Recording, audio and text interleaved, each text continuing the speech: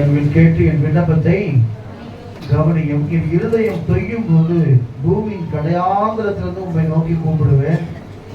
எனக்கு எட்டாத உயரமான கண்மலையில் நீர் என்னை கொண்டு போய் விடும். ஏன்னு சொன்னா, நம்ம இருதயம் தொய்யும் போது என்னது?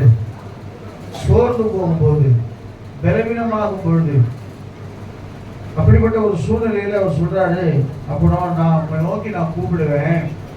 அப்ப நீங்க என்ன செய்வீங்க சொன்னா, எட்டாத உயரமான கண்மலையில என்னை கொண்டு போய் நீங்க செஞ்சிருவீங்க, விடுவீங்கன்னு சொல்றாரு. சொல்றது மாத்திரமல்ல, நீர் எனக்கு அடைக்கலமும் சத்துருவுக்கு எதிர பலத்த துருகமாக இருந்தேன். நல்ல கவனிங்க எனக்கு அன்பான தேவ பிள்ளைங்க. சொன்னாங்க இல்லையா சிஸ்டரு, சாட்சி, என் மகனுக்கு நான் ஆக்சிடென்ட் நடந்தது அப்படின்னு சொல்லி. சபைகளை ஒன்றும் தெரியாது, யாருக்கு என்ன நடக்குதுன்னு, யாருக்கு என்ன, எங்கே போகிறாங்க, யாருக்கு என்ன பண்ணுறாங்க, யாருக்கு பிறந்தனால, யாருக்கு எல்லாம் நல்லா அப்படின்னு தெரியாது. இங்கே வந்து சொல்கிறதோட சரி, இங்கே ஜெபம் பண்ணுறதோட சரி. ஆனாலும் தேவ சமூகத்தில் ஜெபித்து கொண்டு தான் இருக்கும். இல்லையா சொல்லுவோமா? தேவ சமூகத்தில் நிற்கிறேன். காலையில் 3 மணிக்கு ஃபஸ்ட்டு 3 மணி ஆச்சு. அப்புறம் 3 மணிலேருந்து சுத்தமாக ஒரு ட்ராப் கூட தூக்கமே இல்லை. விடிய விடிய விடிய விடிய அப்புறம் கொஞ்ச நேரம் ஸ்தோத்திரம் பண்ணுறது அப்படியே உட்காரு, ஸ்தோத்திரம் பண்ணுறது அப்படியே உட்காரு, ஸ்தோத்திரம் பண்ணுறது அப்படியே உட்காரு. காரணம் நிறைய காரியங்களை கர்த்தர் கொண்டு வந்தார். சின்ன சின்ன பசங்களுக்காக கூட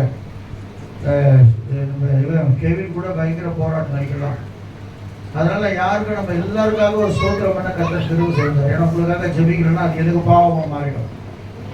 அதனால ஜெபம் என்பது ஒரு முக்கியமான ஒரு காரியம். தேவ சமூகத்துல ஜெபிக்காம, தேவனுக்கு பயப்படாம, தேவ சத்தம் செய்யாம யாரும் பரலோகம் போக முடியாது.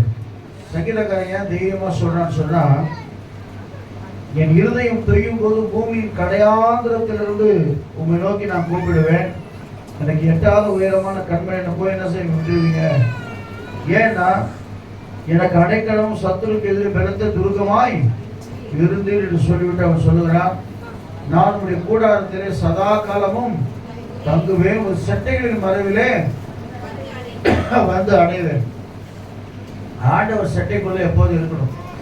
நம்ம ஏன் ஞாயிற்றுக்கிழமை பிரசித்தப்படுத்தி நான் சொல்றேன்னு சொன்னா, இந்த பரிசுத்த ஓய்வு நாளில் கர்த்தரை ஏன் நம்ம அசட்டைப்படாதபடிக்கு தேவ சமூகத்தில் காத்திருக்கிறோம்னு சொன்னா, சில பேருக்கு அதை பற்றி கவலை இல்லை. நான் திரும்ப சொல்றேன். ஏன்னா எவ்வளோ பிரச்சனைகள் வரும்போது கர்த்தர் தம்முடைய சட்டையினாலே மூடி நம்மை பாதுகாக்கிறவராக இருக்கிறார். அதான் வசனம், உன்னதமானவருடைய மறைவில் இருக்கிறவன் சர்வ வல்லவருடைய நிழலிலே தங்குவான். போதும், கர்த்தருக்கு சோத்திரம். அப்ப ஒரு சட்டைகளை கூட நம்ம பாதுகாக்கிறவராக இருக்கிறோம். அது மாத்திரமல்ல, தேவனே நீரின் பொருத்தனைகளை கேட்டீர், உங்கள் நாமத்திற்கு பயப்படுகிற சுதந்திரத்தை எனக்கு தந்து. யாருக்கு சுதந்திரத்தை கர்த்தர் கொடுப்பாருன்னா, பொருத்தனைகளை நிறைவேற்றுகிறவர்கள். இல்லையா சொல்லுவோமா? அண்ணா என்ன செஞ்சாங்க? ஒரு பொருத்தனை, நிறைய பேர் நம்ம பொருத்தனை பண்ணியிருக்கிறோம் இல்லை? எத்தனை பேர் பொருத்தனை பண்ணிருக்கீங்க சில காரியங்களுக்காக? அது கூட பாய் தான் போகிறீங்க, அதெல்லாம் பாத்திரம் போறாங்க பயம். ஆமாம், பொருத்தனைகளை வைத்து நாம் செபிக்கும் போது நம்முடைய ஜபங்களை கர்த்தர் கேட்கிறவராக இருக்கிறார். வசனம் சொல்லுவதா இல்லையா? பொருத்தனைகள் செலுத்தி ஆபத்து காலத்தில் என்ன நோக்கி கூப்பிடு, நான் உன்னை விடுவிப்பேன்னு சொல்லி ஆண்டவர் சொல்றார். அதுக்கப்புறம் பார்க்கும்போது கர்த்தருக்கு ஸ்தோத்திரம், அந்த ராஜாவின் நாட்களோடு நாட்களை கூட்டுவீர், அவர் வருஷங்கள் தலைமுறை தலைமுறையாய். இது ஒரு பக்கம் தாவீது ராஜாவை பற்றி சொன்னால், இன்னொரு பக்கம் இயேசு ராஜாவை பற்றி சொல்கிறது. அறிக்கையை சொல்லுவோமா? ஆமா, ஆண்டவராகிய இயேசு கிறிஸ்து எப்போதும் ஒரு நிலைத்திருக்கிற தேவனாக இருக்கிறார். அது மாத்திரமல்ல, தைரியம் உண்மையும் அவரை காக்க கட்டிடுவோம் சொல்லிட்டு பொறுத்தர ஜபமா இதை வச்சிருக்கிறார் தாவீது.